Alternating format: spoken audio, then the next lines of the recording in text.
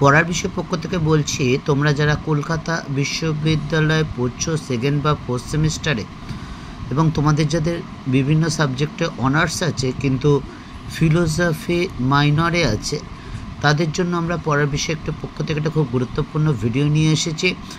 এই ভিডিওতে আমরা তোমাদের যাদের কোনো সাবজেক্টে অনার্স আছে কিন্তু ফিলোসফিতে মাইনর 1 or 2 আছে, অর্থাৎ ভারতীয় দর্শনের রূপরেখা বা আউটলাইন অফ ইন্ডিয়ান ফিলোসফি, তাদের জন্য আমরা পড়ার বিষয়ের পক্ষ থেকে একটি শেষ মুহূর্তের সাজেশান নিয়ে এসেছি। তোমরা জানো ইতিমধ্যে কলকাতা বিশ্ববিদ্যালয় ফোর্থ সেমিস্টারের রুটিন দিয়ে দিয়েছে। যেহেতু এই মাইনর পেপার 1 অর্থাৎ সেকেন্ড সেমিস্টার এবং ফোর্থ সেমিস্টারে, কাজেই এই ফোর্থ সেমিস্টারের সাথে সাথে সেকেন্ড সেমিস্টারে মাইনর তোমরা যারা ফিলোসফি আছে তাদের জন্য কিন্তু এই প্রশ্নগুলো সমানভাবে গুরুত্বপূর্ণ। তা চলো আর কথা না পারি আমরা সাজেশানটা শুরু করি। দেখো, ফিলোসফি মাইনরের সাজেশান শুরু করার আগে আমরা মার্কস ডিভিশনটা একটু দেখে নিই। তোমরা দেখতে পাচ্ছ 5 নম্বরের 4টে প্রশ্ন থাকবে, তোমাকে 2টো প্রশ্ন লিখতে হবে। 10 নম্বরের 4টে প্রশ্ন থাকবে, তোমাকে 2টো প্রশ্ন লিখতে হবে। এবং 15 নম্বরে 5টা কোশ্চেন থাকবে, তোমাকে 3টে প্রশ্ন লিখতে হবে। এই হচ্ছে মোটামুটি 75 নম্বরে তোমাদের পরীক্ষা হবে মাইনরে। তা চলো এবার আমরা সাজেশনটা শুরু করি। আমরা পড়ার বিষয় চ্যানেল পক্ষ থেকে এই মাইনরের যে 10 বা 15 নম্বরের প্রশ্নগুলো থাকবে সেগুলো আমরা আলাদা করিনি, আমরা একই সাথে রেখেছি। কারণ যেটা 10-এ আসতে পারে সেটা 15-ও আসতে পারে, এরকম কোনো বাধা ধরা নিয়ম নেই এটা 10-এই আসবে বা 15-এই আসবে। তবে এই প্রশ্নগুলো, এবং দেখতে পাচ্ছ যে প্রশ্নগুলো স্টার দেওয়া আছে, আমরা যে প্রশ্নগুলো দিয়েছি সেগুলো আমরা 3টে ভাগে ভাগ করেছি। যেগুলো ডবল স্টার খুবই গুরুত্বপূর্ণ, তারপর একটা স্টার, তারপর স্টার দেওয়া নেই। আমরা যখন পড়াশোনা করেছি তখন ধরো আমরা তখন আমাদের অনার্সে 20 নম্বরে ছিল, ধরো 20 নম্বরে আমি 15টা প্রশ্ন পড়ে গেছি। 15টা প্রশ্ন তো একভাবে মুখস্থ রাখা সম্ভব না, কাজেই কয়েকটি প্রশ্ন ছিল, তার মধ্যে 8-9টা প্রশ্ন ছিল যেগুলো আমরা আসলে ফার্স্ট টার্গেট ছিল ওগুলো লেখা। এরকম মোটামুটি 8টা-9টা করতাম, তারপর 4-5টা করতাম যে যাতে মোটামুটি লিখতে পারি, আর বাকি 3-4টে বা 2-3টে যাই হোক না কেন সেগুলো যাতে আসলে হয়তো মানে 1.5-2 পাতা বা 3 পাতা লিখতে পারি। যেহেতু সেই সময় আমাদের 20 নম্বরের ছিল, কাজেই হাফ পাতা 1 পাতা লিখলে কিন্তু হতো না, বুঝতেই পারছো। তা চলো, কাজে সেইভাবেই তোমাদের যে আমাদের দীর্ঘ অভিজ্ঞতা, সেই অভিজ্ঞতাটা তোমাদের সাথে আমরা শেয়ার করার চেষ্টা করলাম। এইভাবে পড়ো, যেই প্রশ্নগুলো ডবল স্টার দিয়েছে ওগুলো খুব ভালো করে পড়ো, যাতে আসলেই ওই আর কোনো চিন্তাভাবনা না করতে হয়, ওই প্রশ্নগুলো তোমরা লেখা শুরু করবে। দেখো, তোমাদের এই 15 বা 10 নম্বরের আছে।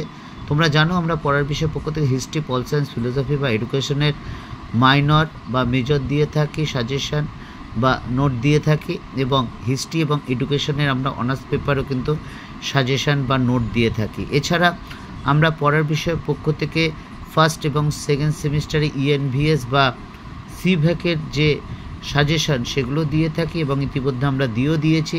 দেখতেই পাচ্ছ প্রথম প্রশ্নটা, ভারতীয় দর্শনে মোক্ষের ধারণাটি ব্যাখ্যা করে জীবন মুক্তি ও বিদেহ মুক্তির মধ্যে পার্থক্য লেখো। দেখতে পাচ্ছ কতগুলোতে 2টো স্টার আছে। 2 নম্বর, ভারতীয় দর্শনের স্বরূপাত্মক কীভাবে বিবৃত হয়েছে। 3, ধর্মনীতি এর শাখাগুলি আলোচনা করো। 4 নম্বর, পুরুষত্বের ধারণা ও চতুর্পুরুষত্ব ব্যাখ্যা করো। 5, ভারতীয় দর্শনে আত্মা সম্পর্কে লেখো।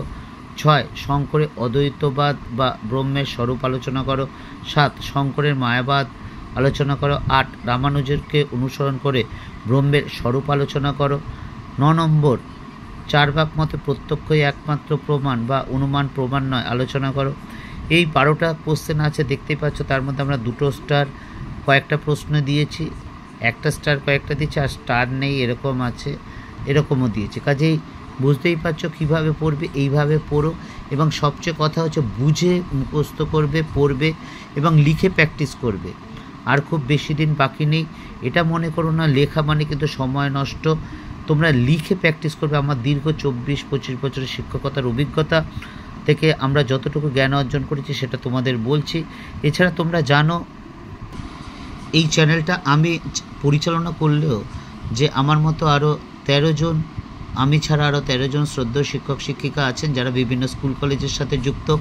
আমার বেশ কিছু কলিগ আছে, আমার বেশ কিছু ইউনিভার্সিটির সহপাঠী আছে, বা আমরা যখন পড়াশোনা করতাম বেশ কিছু দাদা দিদিও আছে, আবার বেশ কিছু ভাই বোনের মতো শ্রদ্ধেয় শিক্ষক শিক্ষিকাও আছেন যারা প্রতিনিয়ত আমাকে উৎসাহ বা সাহায্য দিয়ে যাচ্ছে। তাদের প্রত্যক্ষ পরোক্ষ সর্বরকম সাহায্য ছাড়া এটা সম্ভব নয়। আরেকটা কথা আমরা বলেছি, এবং আমরা প্রত্যেকেই বিভিন্ন স্কুল কলেজের সাথে যুক্ত, এবং আমরা যে নোট বা সাজেশান দিই তার দ্বারা যদি তোমরা উপকৃত হও অবশ্যই আমাদের জানিও। যদি ভালো লাগে চ্যানেলটি লাইক করো বা সাবস্ক্রাইব করো বা বেল আইকন টিপে রেখো। এছাড়া তোমরা এই গ্র্যাজুয়েশন 4th সেমিস্টারে অনেকেই পড়ছো, যারা এই পেপারটা পড়ছো, ভবিষ্যতে কী করতে চাও বা কী করলে কি হতে পারে না হতে পারে এই সম্পর্কে তোমাদের যদি কিছু জানার কৌতূহল থাকে বা ইচ্ছা থাকে তাহলে আমাদের অবশ্যই জানিও। আমরা কিন্তু আমাদের যারা দুজন কেরিয়ার কাউন্সিলর আছেন এবং সবচেয়ে অভিজ্ঞতা, তিনি প্রায় 37-38 বছরের অভিজ্ঞ সম্পন্ন, কাজেই আমরা তাদের মাধ্যমে তোমাদের যে সমস্যা বা জানার ইচ্ছা বা সেটা যদি জানাও আমরা অবশ্যই তোমাদের সমস্যার সমাধান করতে পারবো।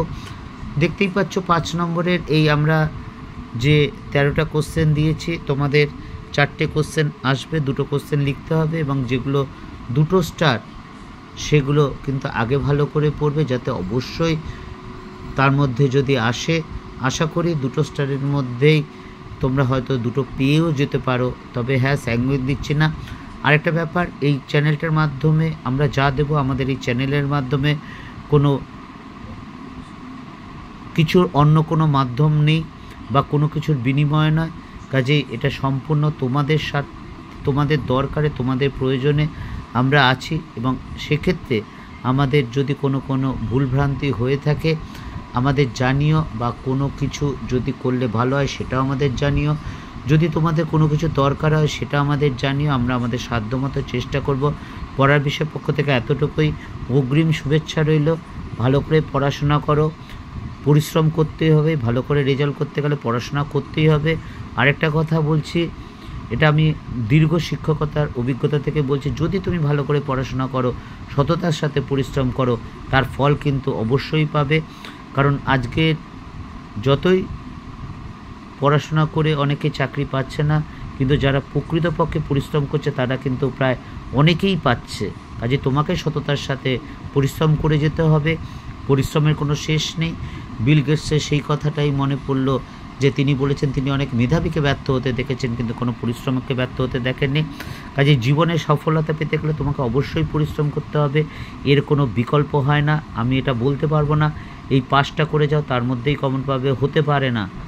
কাজে এত বড় 9টা ইউনিট আছে ফিলোসফি, কাজে তার মধ্যে 4-5টা বলে দিলাম পেয়ে যাবে, এটা কিন্তু হতে পারে না। কারণ পরীক্ষার সময় তোমাকেই ফেস করতে হবে, সমস্যা হলে তোমাকেই ফেস করতে হবে, আর খারাপ রেজাল্ট হলে তোমারই কিন্তু হবে। পড়া বিষয় পক্ষ থেকে এতটুকুই, অগ্রিম শুভেচ্ছা রইল সকলের জন্য। ভালো করে পড়াশোনা করো, অবশ্যই ভালো ফল পাবে।